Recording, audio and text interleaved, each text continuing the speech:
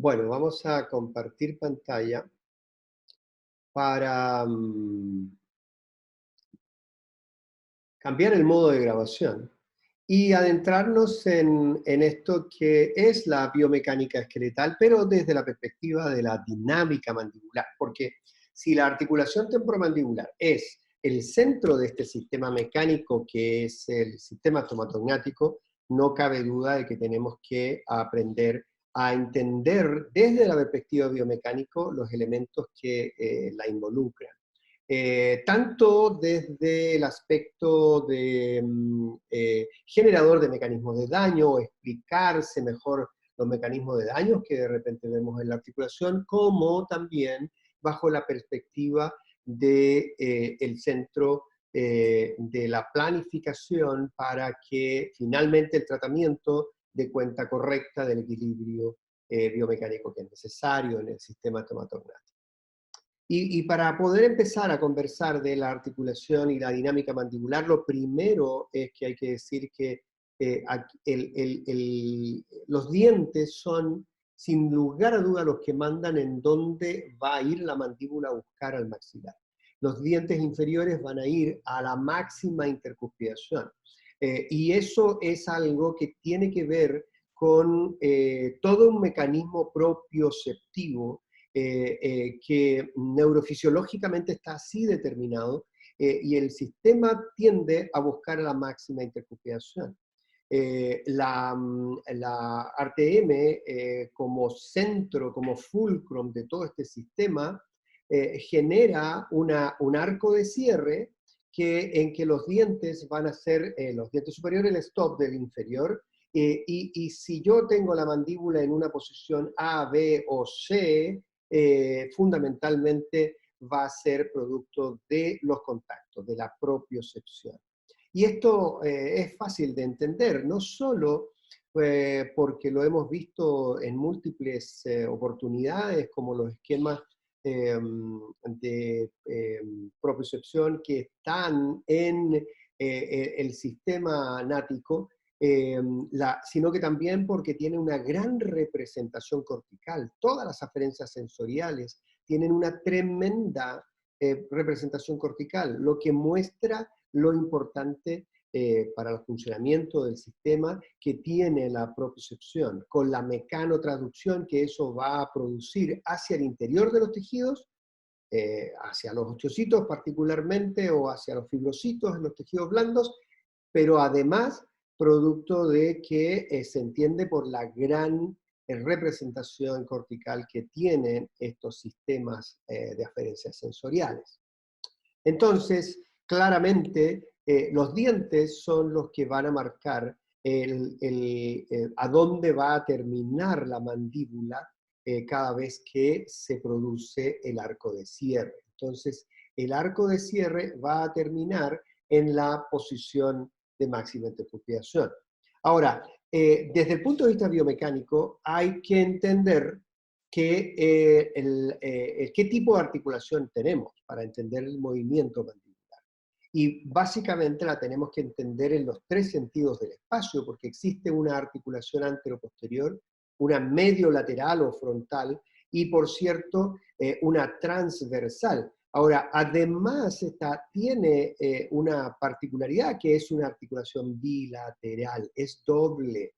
Hay una derecha e izquierda que son inseparables, absolutamente sincrónicas. Y en un movimiento sagital se produce el arco de cierre bajo ejes determinados de de estos dos cóndilos que trabajan sincrónicamente.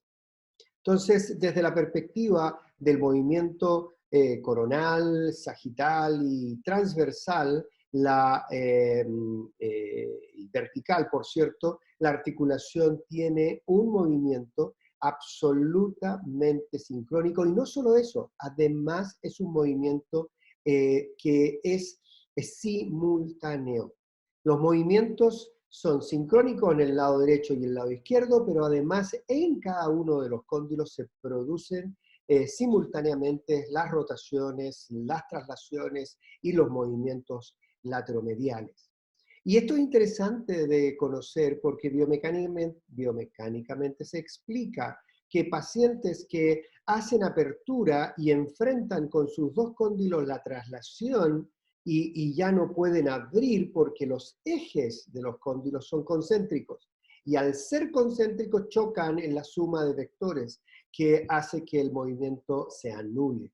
Por lo tanto, estos son los pacientes que múltiples veces hemos visto en la clínica que primero avanzan un cóndilo, después el otro, y hacen una apertura en esitálica, en forma de apertura, o también en el cierre, porque tienen que progresar en forma diferente sus cóndilos por estas razones biomecánicas. De manera de que claramente hay que entender que esta es una articulación muy peculiar.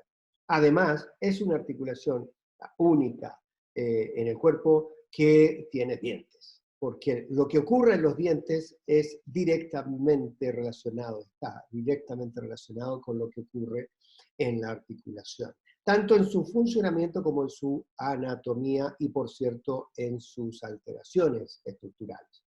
Entonces, aprendamos que esta es una articulación que se llama gangliomoartrodial. Eso significa que se mueve en todo sentido con plena libertad. Hay 6 grados de libertad de movimiento mandibular, porque los movimientos mandibulares producen movimientos angulares entre los dos cóndilos y se producen en los 3 sentidos del espacio. Entonces hay 2 movimientos por cada orientación del espacio, y por eso son 6 libertades de movimiento. Están en los ejes transversales, verticales, en cada uno de los cóndilos, y están los movimientos lineales que se dan en los 3 ejes también. Por lo tanto, es interesante entender que lo que ocurre en un cóndilo pasa en el otro, que todo es sincrónico y que todo se mueve simultáneamente, que lo que ocurre en un lado está ocurriendo en el otro y que todos los movimientos son simultáneos. Los condicionantes del movimiento mandibular son los limitantes, son las 2 articulaciones, la zona posterior y los dientes con los dientes inferiores, particularmente anteriores, en el sector anterior. Y ahí es donde se va a determinar todo el flujo o toda la mecánica del movimiento mandibular. Ahí están los 3 planes del espacio y los cóndilos, uno y a la vez ambos sincrónicamente, deben estar con ejes de rotación en cada uno de estos planos ortogonales. Como les decía, siempre en la facultad se nos enseñó que había un movimiento de traslación, otro de rotación en los cóndilos. Hoy día tenemos súper claro que ambos movimientos se dan en el mismo momento, en forma sincrónica. Incluso en cada uno de los cóndilos podemos tener rotación y traslación a la vez. Todo depende del eje del cóndilo, en que a veces el polo medial va a estar en rotación, mientras el polo lateral traslada, y eso tiene mucho que ver con la relación con el disco y la eventualidad de posibilidades de luxación discocondilar. Ahora, en la rotación y la traslación son tridimensionales, interrelacionadas y simultáneas. Ese es el concepto. Ahora, todo esto se da en determinados ejes, como decía, y vamos a entender que hay ejes más importantes que otros. Particularmente el que están viendo es un eje de rotación transverso o horizontal, y que corresponde al eje donde ocurre el movimiento de apertura y cierre. Por cierto que uno entiende que pueden haber tantos ejes transversales como posiciones condilares ocurren. Y cuando el cóndilo progresa, va cambiando de posición, por lo tanto los ejes van cambiando. Ahora surge la posibilidad genial de obtener uno de estos ejes, solo uno de estos ejes, cuando los cóndilos se encuentran en su posición más centrada en las fosas articulares, y ahí se obtiene la posición ortopédicamente más estable que une a ambos cóndilos en el llamado eje verdadero de bisagra. Es un eje virtual, imaginario, que une a ambos cóndilos, no necesariamente como está en la lámina porque depende de los ejes, el eje bicondilio verdadero de bisagra incluso puede estar fuera del hueso. Lo importante es que se produce este eje imaginario sobre el cual se da el arco de cierre. Este eje verdadero de bisagra es súper importante de conocer y de localizar cada vez que vayamos a hacer planificación de tratamiento, tanto cada vez, mejor dicho, en que cambie la dimensión vertical. Si lo hacemos ortodóncicamente, con intrusión de con anclaje esqueletal de las zonas posteriores, por ejemplo. Si lo hacemos con rehabilitación, donde cambiamos toda la mesa oclusal. Y con mayor razón, si lo hacemos con cirugía, en que cambiamos la posición vertical y anteroposterior del maxilar, evidentemente vamos a estar haciendo un cambio de la dimensión vertical, y es ahí donde necesitamos, en forma imperiosa, determinar el eje verdadero de bisagra, porque ese eje va a ser el que determine la posición de cierre de los incisivos inferiores. Por lo tanto, necesitamos realizar, cuando queremos un diagnóstico preciso, necesitamos determinar el eje de bisagra. Y normalmente esto lo hacemos después de la terapia de plano de pacificación neuromuscular. También lo vamos a usar cada vez que planifiquemos tratamientos quirúrgicos, y esto es la mayoría de las veces, pero especialmente cuando se producen cambios en la dimensión vertical, como decía, para realizar equilibrios oclusales y rehabilitaciones oclusales, para que no estén fuera de este eje que en el fondo determina la centricidad de la mandíbula. Este eje entonces es primordial, tiende a ser constante en el paciente y por lo tanto es reproducible, y eso genera una característica muy interesante, porque es el punto que debiera considerarse como de inicio, de punto de partida definitivo para cualquier tratamiento oclusal. Vale decir, como los dientes mandan y la articulación está en su mejor posición ortopédica de equilibrio biomecánico cuando está en este eje que es el que se encuentra en relación céntrica, uno, ya vamos a hablar de ello, uno debiera pretender que tanto los dientes como la articulación estuvieran en máxima, mejor relación. Este eje entonces está relacionado con lo que llamamos una posición, una relación céntrica, que yo la defino, hay muchas definiciones, pero la forma en que la entendemos nosotros es una relación articular temporomandibular en la que los cóndilos mandibulares asumen una posición ortopédicamente estable, a partir de la cual la articulación temporomandibular genera toda la dinámica mandibular que sus requerimientos funcionales le pidan, le exigen. De forma de que es importante de que la entendamos esta posición como una relación de estructuras ortopédicamente estable, reproducible, como ven en este otro diapositivo, aprobado ser la más estable, cómoda y repetible para el paciente. Y que por lo tanto es la que fisiológicamente queremos para una corrección, no solo ortodóntica, sino también quirúrgica y de rehabilitación oral. Y esto se traduce también en que debiéramos intentar que la relación céntrica sea equivalente a nivel dentario a la oclusión céntrica, a la máxima interpupiación. Y así vamos a tener tanto los sistemas dentarios y su relación oclusal, como los sistemas articulares y su relación céntrica articular en un mismo canal, en la misma perspectiva de funcionamiento. Y eso es lo que les va a dar estabilidad a la relación intraarticular, porque es la mejor relación ortopédica para la articulación, incluyendo el complejo disco-cóndilo y todos los tejidos blandos, capsulares y ligamentos que la rodean. Por cierto, entonces, también propende a una total estabilidad cráneo-mandibular. Y eso es algo que nosotros en nuestra práctica promovemos y es uno de los pilares fundamentales para obtener nuestros resultados. En base a ello definimos los objetivos de tratamiento y en base a ello hacemos planificación. Y esto no es algo que esté alejado de lo que la clínica nos dice siempre. La forma de los dientes, la forma o tipo de oclusión dentaria van a determinar la forma de la articulación temporomandibular.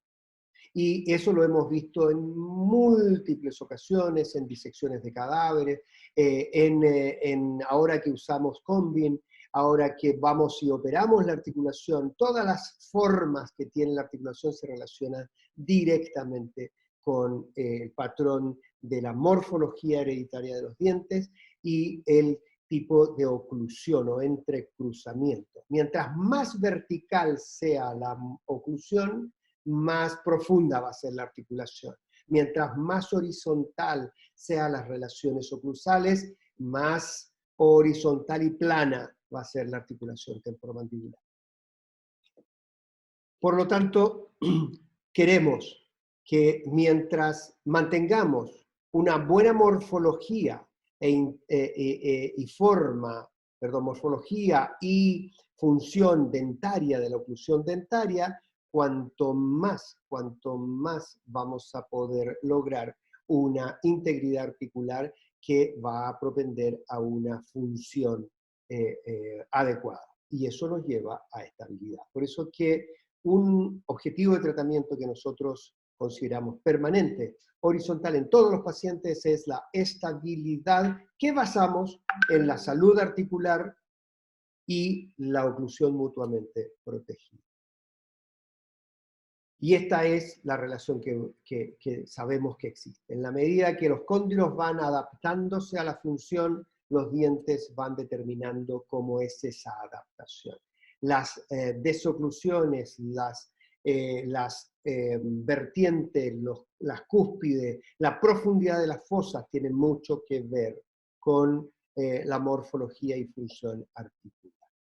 Ahora, biomecánicamente, cuando hacemos y entendemos esta apertura y cierre de la mandíbula, el eje, los primeros milímetros, el primer centímetro, los primeros 10 milímetros de distancia interincisiva es en base a este eje de bisagra verdadero que llamábamos, porque como dijimos, más adelante el cóndilo, una apertura mayor a 10 milímetros, ya empieza a trasladarse. Y al momento de trasladarse, lo que ocurre entonces es que va a cambiar ese centro de rotación y ya no vamos a tener el eje real de bisagra, sino uno de los múltiples ejes transversales que puede haber. Repetir que los cóndilos se mueven en los 3 sentidos del espacio, sincrónica y simultáneamente, y que son ejes y son situaciones que hay que saber que existen, pero que en la clínica, para efectos de nuestras planificaciones, no son importantes. El que verdaderamente es importante es el eje real de bisagra. Las articulaciones son los determinantes posteriores de este sistema mecánico, y por supuesto que es ahí donde se ocurre activamente cualquier movimiento y debieran tener libertad de movimiento, 6 libertades de movimiento, 2 por cada eje ortogonal. Y no se olviden, son 2 articulaciones, pero que son completamente sincrónicas. Ahora, la articulación dentaria, particularmente la anterior, anteroinferior incluso, son el determinante anterior y contribuyen a determinar esta posición estática de la mandíbula que ojalá coincida con la máxima intercuspidación dentaria, con a su vez la articulación en centro. Cada uno de estos cóndilos además va a tener movimientos individuales en los movimientos de protrusión, de trabajo y no trabajo, cuando hay movimientos de lateralidad, y en el sentido transversal existe el movimiento lateromedial en el lado de trabajo de manera de que se produce lo que se llama el side shift. Y esa acomodación lateromedial del cóndilo del lado de trabajo puede ser inmediata o puede ser progresiva. Y esa tiene mucho que ver con la oclusión y la guía condilia lateral que se establece cuando hay una guía canina. Hay una relación directa al respecto. Y esta guía condilar lateral se puede estudiar y biomecánicamente tiene ángulos que han sido largamente estudiados desde el punto de vista de su implicancia en la biomecánica. Y por cierto que la morfología de la pared glenoidea o medial del lado de balance va a tener mucho que ver con esta situación condilia, tanto en el plano lateral como en el plano sagital. De manera de que tenemos que entender la sincronía y la interdependencia que existe entre las morfologías y funcionamiento de la oclusión, particularmente en la oclusión dinámica y la desoclusión que eso implica. Con esto, permítanme hacer una conclusión en términos generales de lo que es biomecánica esqueletal, sea biomecánica esqueletal articular o estomatológica. El sistema debe propender al funcionamiento en equilibrio biomecánico de las partes, lo que no es sino la distribución anatómica correcta de los vectores de fuerza generados durante la función, que no es a su vez, sino aquella en que los tejidos biológicos sean capaces de tolerar manteniendo su integridad. Esa es la clave. Permitir que los tejidos reciban estrés mecánico dentro de su capacidad de adaptación para que mantengan y optimicen su integridad tisular, tanto anatómica, estructural como funcional. Toda intervención en el sistema, cualquier tratamiento ortodóntico, de rehabilitación, de cirugía, debe mantener este principio. Nosotros por eso que le damos mucha importancia en la planificación, porque debe tenerse muy presente que las barreras biológicas que tienen los pacientes en sus tejidos, donde nosotros vamos a actuar, mucho tienen que ver con la carga, el estrés mecánico que reciben esos tejidos, y debemos aprender a reconocerlo por un lado como factor de daño, o para que nos alinee el tratamiento y las mecánicas que vamos a usar, tanto desde el punto de vista terapéutico como desde el punto de vista de la eficiencia que le vamos a pedir a los instrumentos, a las herramientas que usaremos, como los arcos de ortodoncia, como las rehabilitaciones múltiples de la mesa cruzal y como lo que hagamos técnicamente en cirugía para movilizar las bases óseas, cambiando la dimensión vertical, que genera un cambio completo en la dinámica mandibular. Es finalmente entonces la suma como conclusión final de estas 5 frases cortas. ¿Qué queremos? Equilibrio biomecánico. ¿Por qué? Básicamente porque de esa manera permitimos la hemodinamia tisular que genera una respuesta fisiológica adecuada. Eso propende o lleva a la salud de los tejidos, generando una adaptación funcional que es, por lo demás, algo que ocurre durante toda la vida. Muchas gracias.